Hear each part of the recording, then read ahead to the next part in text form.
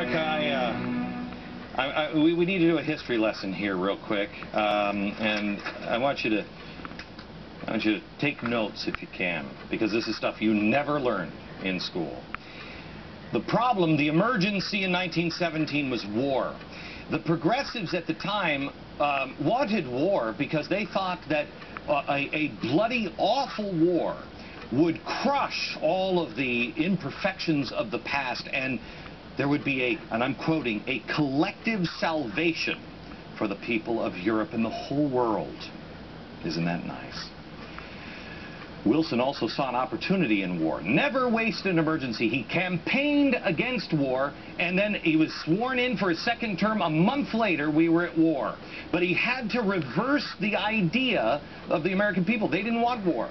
So he created, on April 13th, 1917, Woodrow Wilson, evil man, created the Committee on Public Information. He appointed this guy, George Krill. He was a journalist, as the chairman of the Committee on Public Information. Journalists, you better listen to this history lesson, because you didn't learn it. As Krill points out in his book, How We Advertised America, he said, back of the firing line, back of armies and navies, back of the great supply depot, another struggle waged with the same intensity and almost equal intensity and almost equal significance attaching to its victories and its defeats. It was the fight for the minds of men, for the conquest of their convictions, and the battle line ran through every home in the country. Got it? The country was at war. But there was another war going on, grabbing the minds of the American people. On censorship, he wrote, censorship of the press, he said, with the nation in arms, the need was not so much to keep the press from doing the hurtful things as to get them to do the helpful things. It wasn't servants we wanted, it was associates. Go back and look at what the president is saying now. He wants associates, he wants partners, and don't you treat Fox like a real institution. You're not like them.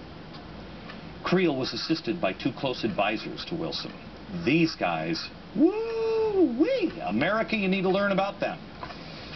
Did I just sound like that Cajun chef? Edward Bernays, and Walter Lippmann. Every journalist in America. You want to know why journalism doesn't get it? You know why journalism isn't on top of it? Because they have read Walter Lippmann. This guy is almost as evil, if not more evil, than this guy.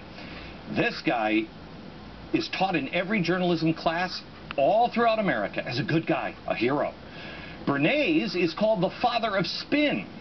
From his book called Propaganda, he writes, and I quote, if we misunderstand the mechanisms of if we understand the mechanisms of the group mind, it is now possible to control and regiment the masses according to our will without knowing it. These are journalists. In his memoirs, he wrote that he was shocked to discover that Nazi PR genius Joseph Goebbels actually kept copies of his writings in his own personal library.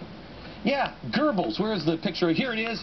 Goebbels, in his library, had his theories, therefore helping to engineer the rise of the Third Reich. He said, quote, Goebbels was using my book, Crystallizing Public Opinion, as a basis for his destructive campaign against the Jews of Germany. This shocked me. Why? Big government, it doesn't matter. You can use it for your socialist or your progressive goals, or you can use it to exterminate people.